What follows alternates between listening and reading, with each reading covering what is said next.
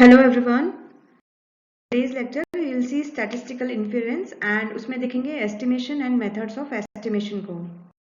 तो जैसा कि अभी तक हम समझ पाए हैं कि statistics को basically two broad categories में divide किया हुआ है, that is descriptive statistics and inferential statistics।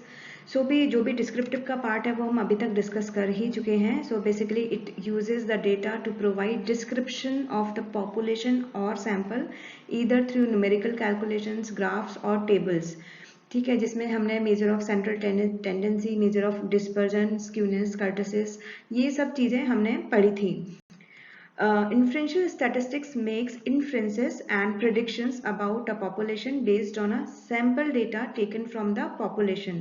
So in general, inference means guesses, so which means making guesses or inferences about something. So statistical inference means making inferences about the population, and for this it uses various statistical analysis technique. So in many real life problems, population parameter is unknown, but we know the sample mean because population काफी बड़ा होता है. When population is too large to study or there are limited resources, then it is not practically convenient to examine every unit of the population to find the other parameters. So in that case, one can draw sample from the population under study and utilize that sample observations to estimate the parameters of the whole population. So in statistical inference, we want to know two types of questions. The first is about the value of the mean, population mean, and the answer lies in making an informed guesses or inferences about the population mean. So this aspect of statistical inference is called estimation, कि sample के basis पे उससे gases से हम population का parameters find out करते हैं. So everyone makes estimates in our daily life. For example, a housewife estimates the monthly expenditure on the basis of particular needs. So the technique of finding an estimator to produce an estimate of the unknown parameter on the basis of a sample is called the estimation. And तो ये तो हुआ, first हुआ estimation. ठीक है, second क्या है? Second is to certain assertion made about the population mean. जैसे कि एक मैन्युफैक्चरर है इलेक्ट्रिकल बल्ब्स का, जो ये क्लेम करती है कि जो बल्ब की एवरेज लाइफ है that is 2500 hours. So on the basis of the sample information, ऐसा तो नहीं है कि वो मैन्युफैक्चरर हर एक बल्ब को टेस्ट करती है. सो उसने कुछ बल्ब्स पर सैंपल्स पर टेस्ट किया, उसके बेसिस पे उन्होंने ये एवरेज जो लाइफ है वो निकाला. So on the basis of that sample information can we say that assertion is not correct. हम ये नहीं कह सकते कि वो असर्शन करेक्ट नहीं है. So this aspect of statistical inference is called hypothesis testing. So thus statistical inference has two aspect. One is estimation and the other is hypothesis testing. So inferential statistics को अगर हम देखें तो इस तरीके से estimation and testing of hypothesis में categorised होगी. And again estimation is classified as in point estimation and interval estimation. So an estimate of a population parameter may be expressed in two ways. So if a single value is found, ये बहुत ध्यान रखना, single value is found with the help of a sample observations which is taken as the estimated value of an unknown parameter, then this value is known as point estimate, and the technique of estimating the unknown parameter with a single value is known as point estimation. And if two values are found between which the parameter may be considered to lie with certain probability or confidence interval is known as interval estimate of the parameter, then this technique is known as interval estimation. तो ये single value and two values, ये difference ध्यान रखना है. and otherwise इसमें estimate, estimator और estimation तीनों क्या होते हैं बेसिकली वो समझना बहुत इम्पोर्टेंट है. So some properties of a good estimator are, the first one is unbiasedness. So an estimator is said to be unbiased if its expected value is identical with the population parameter being estimated. So अगर theta अगर हम लें an unbiased estimator of an unknown parameter theta का, तो E of theta cap होगा means वो हो जाएगा थीटा इक्वल हो जाएगा, एंड अदरवाइज अगर वो अनबायस्ड नहीं है तो it means the estimator is biased, and the bias जो होगा वो थीटा हेट माइनस थीटा होगा, वेयर थीटा इज जो अननोन पैरामीटर है वो है। तो ये है अनबायस्डनेस प्रॉपर्टी। सेकंड है consistency. So a sequence of estimator is said to be consistent for parameter theta जो unknown है if the deviation of the values of estimator from the parameter tends to 0 as the sample size increases। So जैसे जैसे sample size increase होती है तो values जो होती हैं estimator की from the parameter वो 0 की तरफ लाई करती हैं, and it means value of estimators tend to get closer to the parameter theta as sample size increases, error कम होती है, एंड ये आपकी हो जाएगी second property. So a simple test to check for consistency is that all frequencies should be positive. If any frequency is negative, it means that there is inconsistency or there is no consistency in the sample data. Third है efficiency. So for a group of unbiased estimator, the estimator with the smallest variance is called the most efficient estimator. And इसका एक formula है variances के बीच में। So relative efficiency को हम इस तरीके से डिनोट करते हैं, variance of theta 2 cap upon variance of theta 1 cap.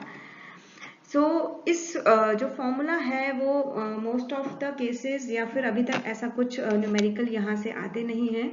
Mostly जो क्वेश्चंस हैं वो इस टॉपिक से थोड़े कम ही आते हैं, और अगर आते भी हैं तो प्रॉपर्टीज पर बेस्ड आते हैं कि ऑप्शंस में आपको प्रॉपर्टीज देंगे तो आपको ये प्रॉपर्टीज के जो नेम है वो याद रखना बहुत जरूरी है। सो नेक्स्ट प्रॉपर्टी है sufficiency. So if an estimator used all the information in sample then estimator is defined as sufficient one, and the sample mean x bar is a sufficient estimator of mu। mu क्या है? population mean होता है, and x bar होता है sample mean। so sufficient estimator is always a consistent estimator, and sufficient estimator may or may not be an unbiased।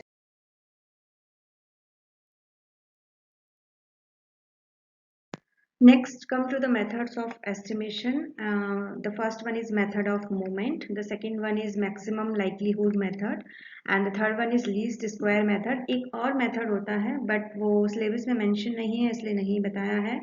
तो अगर objective question type से देखें तो ये तीन methods के नाम याद रखना is also equally important।